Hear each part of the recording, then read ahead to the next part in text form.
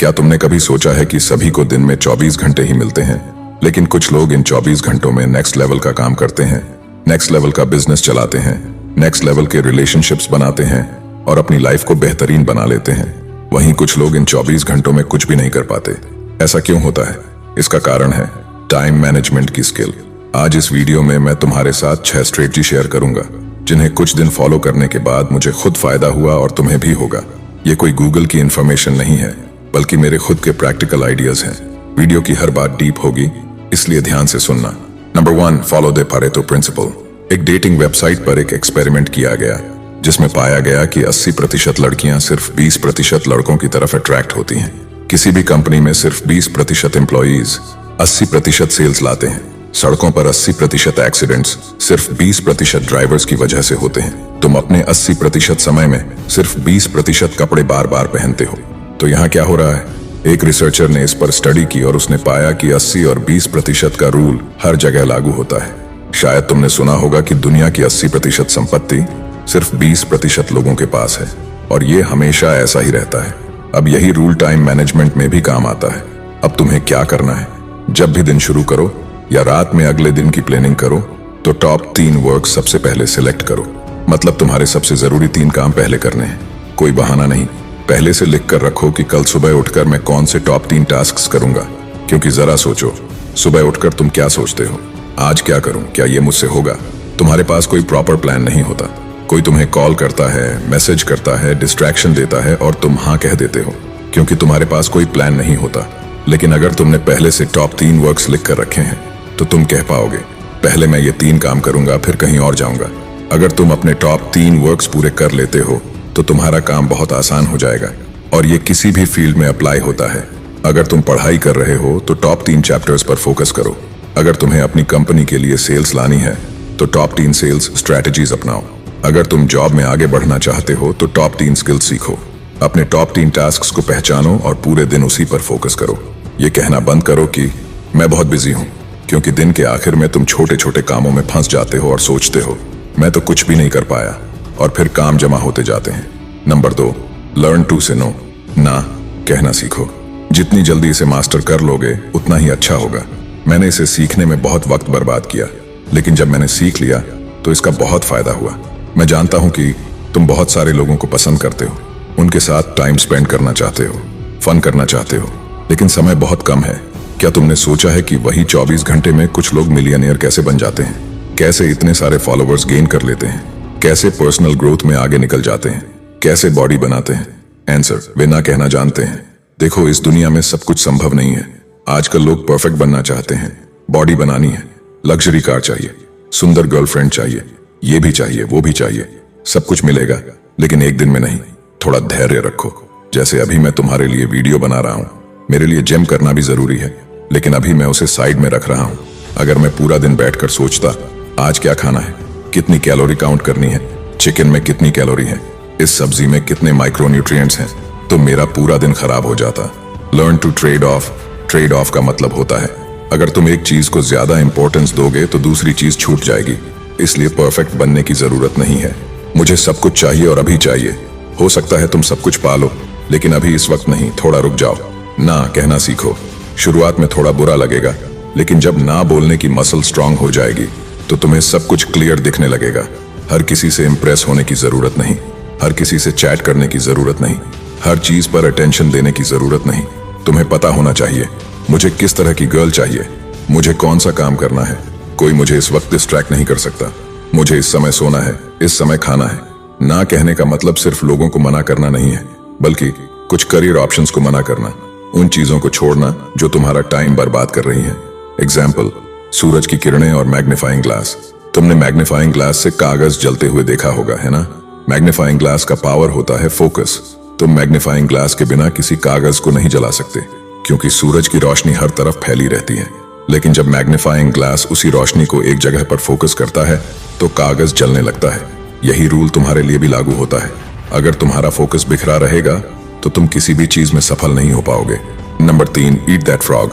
अब मैं तुमसे एक सवाल पूछता हूँ, अगर तुम्हें एक जिंदा मुर्गा बिना पकाए खाना पड़े तो तुम इसे दिन के किस समय खाओगे? सुबह, दोपहर या शाम को? कमेंट करके बताओ। अगर मेरे पास कोई और ऑप्शन नहीं होता तो मैं इसे सुबह ही खा लेता। क्यों? क्योंकि ईट दैट फ्रॉग नाम की एक बुक के लेखक ब्रायन ट्रेसी यही कहते हैं। उन्होंने अपनी किताब में बताया है, अपने दिन के सबसे कठिन काम को सबसे पहले पूरा करो। लोग प्रोस्टिनेशन क्यों करते हैं?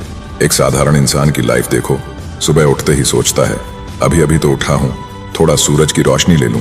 फिर सोचता है चलो पहले चाय पी लेते हैं। फिर सोचता है थोड़ा टाइम पास कर लूं, फिर काम शुरू करूंगा।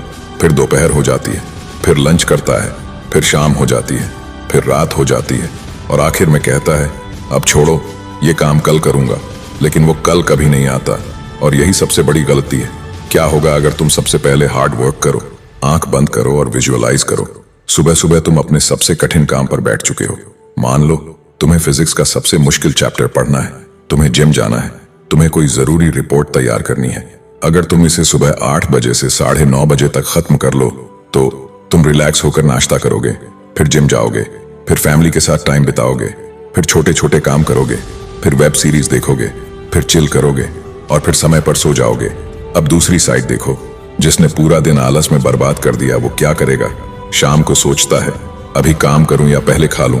फिर सोचता है चलो थोड़ा सोशल मीडिया देख लूं। फिर सोचता है चलो थोड़ा गेम खेल लूं। फिर सोचता है अब रात हो गई, सुबह करूंगा।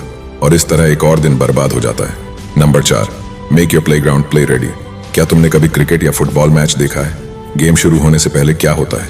पिच तैयार की जाती है, वेदर रिपोर्ट चेक की जाती है, पिच का क्वालिटी चेक किया जाता है, इंश्योर किया जाता है कि प्लेयर्स को कोई दिक्कत ना हो, इंश्योर किया जाता है कि दर्शकों को अच्छा एक्सपीरियंस मिले। अब मैं तुमसे एक सवाल पूछता हूँ, तुम्हारा अपना प्लेग्राउंड कैसा है? तुम्हारा काम करने का माहौल कैसा है? क्या तुम्हारी वर्किंग जगह साफ सुथरी है? अगर अभी मैं तुम्हारे घर आऊं तो 70% लोगों के रूम बिखरे हुए मिलेंगे, कपड़े इधर उधर फैले होंगे, किताबें अपनी जगह पर नहीं होंगी, पूरा माहौल अस्त व्यस्त होगा। अब ऐसे माहौल में तुम कैसे फोकस करोगे? Example, spirituality book. मान लो मैंने तुम्हें एक बुक दी जिसका टॉपिक है स्पिरिचुअलिटी एंड इनर पीस। इस किताब में बताया गया है कैसे खुद को शांत रखा जाए। अब सोचो तुम इस किताब को कहां बैठकर पढ़ोगे? गंदे बिखरे हुए रूम में, अस्त व्यस्त माहौल में? बिल्कुल नहीं। इसलिए सबसे पहला काम, अपने माहौल को सही करो। कैसे सही करें? रूम साफ सुथरा रखो, अच्छे कपड़े पहनो, एक कप कॉफी लो, स्टडी एरिया को आकर्षक बनाओ, स्टिकी नोट्स और मोटिवेशनल पोस्टर्स लगाओ, लाइट और फैन सही रखो ताकि माहौल सही लगे। अगर तुम्हारा माहौल अच्छा रहेगा तो तुम ऑटोमेटिकली काम करने के लिए एक्साइटेड रहोगे। अब सोचो, तुम बिस्तर पर लेटकर मोबाइल चला रहे हो, सोफा पर आलस में बैठे हो। क्या ऐसे में तुम कोई प्रोडक्टिव काम कर सकते हो? बिल्कुल नहीं। बस 10 दिन आजमा कर देखो। अगर तुम सिर्फ 10 दिन इस तरीके से काम करोगे तो तुम खुद कहोगे it is working. Number 5, fix a time for your deep work. हर दिन अपने लिए कुछ घंटों का टाइम निकालो जब तुम प्योर फोकस्ड वर्क करोगे।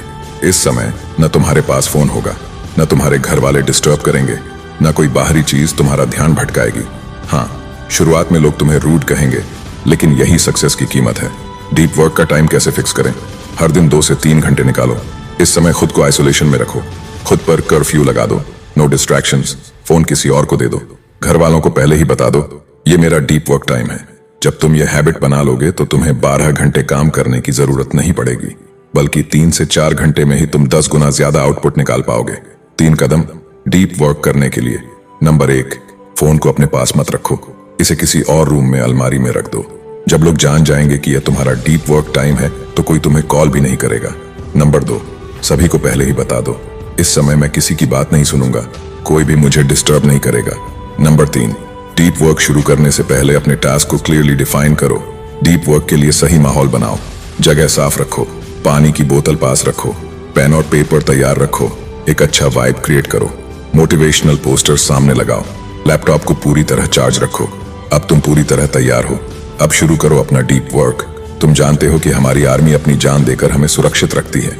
अगर एक दिन बॉर्डर पर कोई ना हो तो कितनी बड़ी समस्या हो सकती है। अब सोचो, आर्मी हमें किस चीज से बचाती है? बंदूक से। लेकिन क्या बंदूक खुद में अच्छी या बुरी चीज है? सेना इसी बंदूक से हमें बचाती है, आतंकी इसी बंदूक से निर्दोष लोगों को मारते हैं।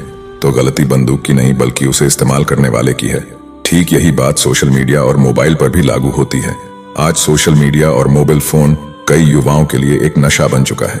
कोई सिगरेट नहीं पीता, कोई शराब नहीं पीता, कोई जंक फूड तक नहीं खाता, लेकिन सोशल मीडिया पर 2-3 घंटे स्क्रॉल करता रहता है। यह भी एक तरह की लत है। क्या सोशल मीडिया बुरा है? बिल्कुल नहीं। सोशल मीडिया से लोग करोड़ों का बिजनेस चला रहे हैं, अपने फॉलोअर्स बढ़ा रहे हैं, यूट्यूब पर ग्रो कर रहे हैं, लेकिन जो लोग इसे समझ नहीं पाते वे दिन भर रील्स में फंसे रहते हैं और फिर सोशल मीडिया को गाली देते हैं। अब इसका सही इस्तेमाल कैसे करें? नंबर 1, सोशल मीडिया का एक फिक्स्ड टाइम रखो, जैसे दोपहर 12:30 से 1:30 तक। इस समय एंजॉय करो, स्क्रॉल करो, रील्स देखो, लेकिन उसके बाद वापस काम पर आओ। नंबर 2, खुद को समझाओ, पहले काम बाद में मजा। जो लोग सोशल मीडिया का सही इस्तेमाल करते हैं वे इसे सिर्फ एंजॉय नहीं करते बल्कि इससे अपना काम भी निकलते हैं। अगर तुमने ये वीडियो ध्यान से सुनी है तो ये तुम्हारी लाइफ में जरूर काम आएगी। वीडियो अगर पसंद आई हो तो इस वीडियो को लाइक करके चैनल को सब्सक्राइब कर देना। मैं आपका दोस्त मजनू चलता हूं, बाय।